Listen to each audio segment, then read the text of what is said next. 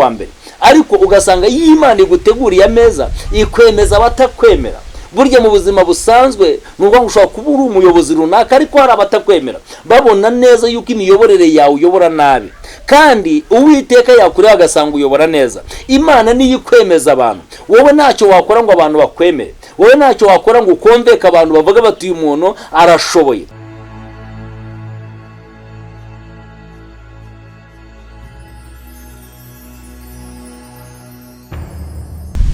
Yesu nashimwe cyane muvandimwe, nguhaye ikaze mu ijambo ry'Imana nk'uko bisanzwe. Ni Ntambara Emmanuel. Uwiteka go mugisha rero tujya gusoma muri Zaburi ya 23 ku murongo wa mbere. Hari amagambo meza ahanditse agira ati, ni Zaburi ya Dawidi: Uwiteka niwe mwungere wanjye sinzakena, andyamisha mu cyanya cy'ubwatsi bubisi, anjyana iruhande rw'amazi adasuma, asubiza intege mu bugingo bwanjye, anyobora inzira yo gukiranuka ku bw'izina rye. Amen. Tujye kuganira kuri aya magambo. Ino Zaburi yande dusomye ko ari Zaburi ya Dawidi. Dawidi ninde wanditse iyi Zaburi? Ni Dawidi, ni mwene Yesayi. Dawidi wari umushumba w'intama. Dawidi niwo mwuga yakoraga. Hanyuma uribaza umushumba w'intama yandika iyi Zaburi gute, ryari?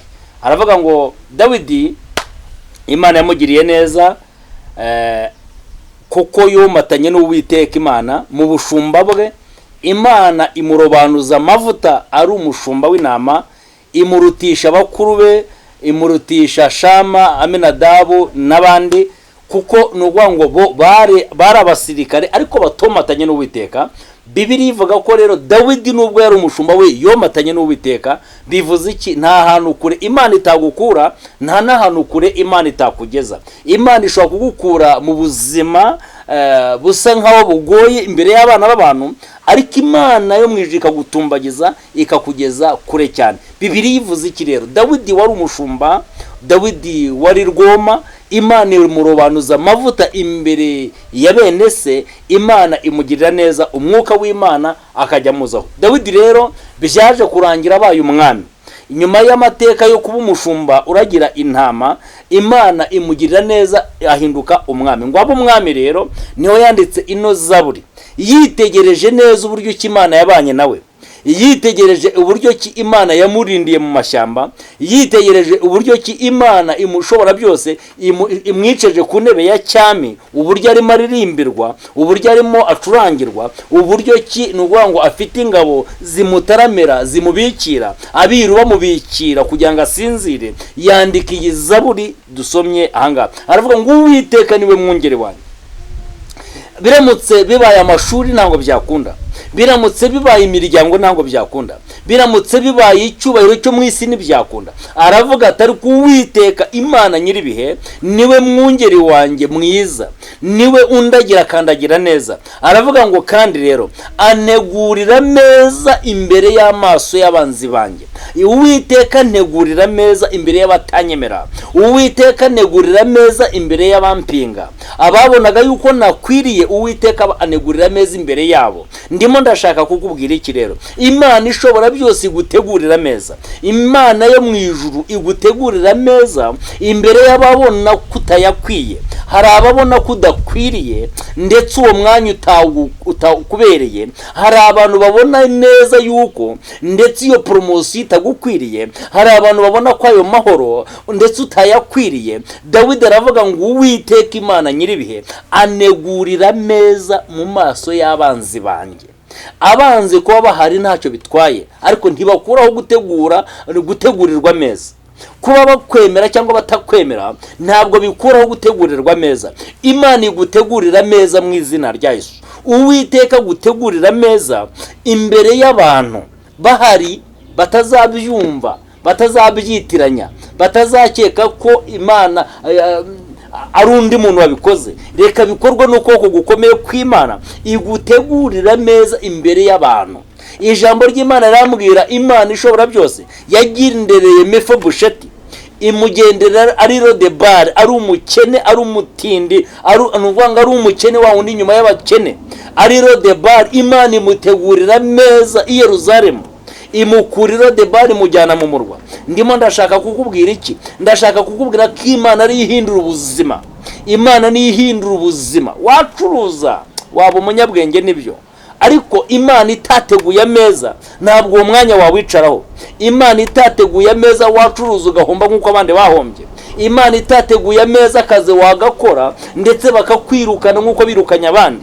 Imana itaguteguriye ameza ni ukuvuga ngo wajya Dubai waza ugahomba nk'uko abandi bahombye. Ibyo ngibyo ni ibintu bishoboka, ariko niyo gutegurira ameza imbere y'amaso y'abanzi bawe, byanze bikunze uzagera kuri achievement ikomeye cyane. Bibiliya ivuze iki rero? Iravuga ngo anjyana iruhande rw'amazi adasuma kandi akasubiza intege mu bugingo bwanjye. Njya ngerageza ngacika intege nk'uko abandi bacika intege, njya ngerageza gukora nk'uko abandi bakora ngacika intege. Ibinci intege ni byinshi, amagambo y'abantu ashobora kunca intege, ibyo abantu bavuga bishobora kunca intege, ibinci intege birahari ni byinshi, ariko ijambo ravuga ngo asubiza intege mu bugingo bwanjye. Imana igusubizemo imbaraga mu izina rya Yesu. Byashobokaga ko wari ucitse intege bitewe n'ibyo wumva, byashobokaga ko wari ucitse intege bitewe n'ibyo ubona, byashobokaga ko wari ucitse intege bitewe n'abantu mugendana, byashobokaga ko wari ucitse intege ndetse ubona ibintu ugiye kubivamo, ariko Uwiteka nakongerera imbaraga mu izina rya Yesu. Kandi nyuma yo kongerera imbaraga nakujyana iruhande rw'amazi adasuma. Gushyirwa uruhande rw'amazi adasuma bivuze iki? Ni ugushyirwa ahantu umutima wawe utekanye, ni ugushyirwa ahantu wishimiye, ni ugushyirwa ahantu mu izina rya Yesu. Mu yandi magambo ni ikugururira amarembo, ikwinjize mu bwatsi bwiza, ikwinjize mu rwuri rutoshye. Nimvuga urwuri rutoshye ni akazi keza, nimvuga urwuri rutoshye ni imikorere mizima, nimvuga urwuri rutoshye ni ukugira ngo Imana iguhindurira amateka mu izina rya Yesu. Dawidi avuga iki? Dawidi aravuga ngo Uwiteka anjyana uruhande rw'amazi adasuma. Uwiteka njyana uruhande rw'amazi adasuma, kandi Uwiteka niwe usubiza intege mu bugingo bwanjye, kandi Uwiteka niwe undinda. Ndimo ndashaka kukubwira muvandimwe, Imana igutegurire kandi igutegurire neza. Abana b'abantu tubonye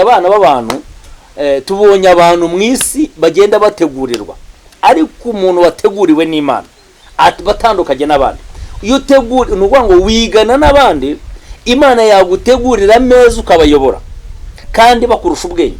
Wize utaba uwa mbere, ariko kuko Imana iguteguriye ameza bikaza kurangira ubabanye umuyobozi, kandi mu buzima busanzwe utarabaga uwa mbere mu ishuri, we ni wabaga uwa nyuma ariko ni wabaga n'uwa mbere. Ariko ugasanga iyo Imana iguteguriye ameza ikwemeza abatakwemera. Burya mu buzima busanzwe nubwo ushobora kuba uri umuyobozi runaka, ariko hari abatakwemera babona neza yuko imiyoborere yawe uyobora nabi, kandi Uwiteka yakureba agasanga uyobora neza. Imana niyo ikwemeza abantu. Wowe ntacyo wakora ngo abantu bakwemere, wowe ntacyo wakora ngo ukomveke abantu bavuga bati uyu muntu arashoboye. Ni ukuvuga ngo mu bantu 10 batanu baba bakwemera, abandi 5 batakwemera. Harimo ni ukuvuga ngo ndimo ndashaka kukubwira iki rero? Imana iyo yaguteguriye ameza, Imana ishobora byose iyo yaguteguriye, ni ukuvuga ngo hahandi abantu bagupinga byanze bikunze ubaterana imbere. Bibiliya ivuze iki rero? Imana yakuye Dawidi mu ntama imugira umwami. Imana ikura Mefibosheti mu Irodebare iyo bigwa imujyana i Yerusalemu, kandi muri kondisiyo abana b'abantu batemera. Ndimo ndashaka kukubwira iki rero? Nta hantu Imana itagukura, nta buzima Imana idahindura, nta buzima Uwiteka Imana ishobora byose atabasha guhindura. Ntabwo bishoboka, nta nubwo bikunda. Ndimo ndashaka kukubwira ngo Imana nyiribihe, Imana nyirijuru n'isi ifite ubushobozi bwo kuguhindurira ubuzima, igaca akarongo ku magambo y'abantu. Nshoje ndimo nkubwira ngo nsatira gusoza.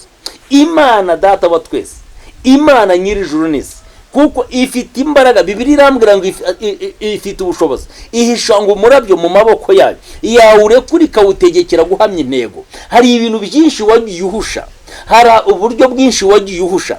Imana imanura amavuta yo gutuma uhamya mu izina rya Yesu, uhamye intego, uhamye pozisiyo nziza.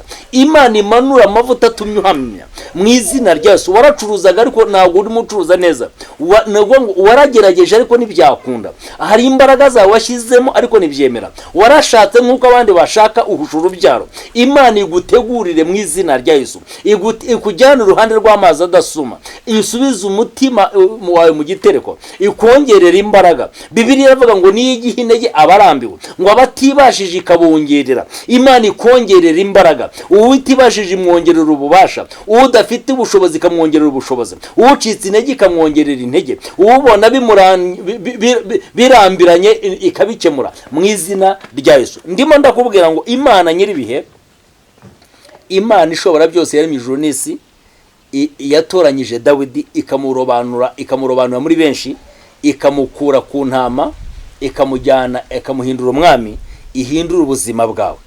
Icyo usabwa ni ikintu kimwe gusa, ni ukwizera ko Imana ishobora byose, ni ukwizera ko ubuzima bwawe bwahindurwa n'Imana. Icyo cyonyine nicyo usabwa. Urasabwa kwizera ko ubuzima bwawe Imana yabuhindura.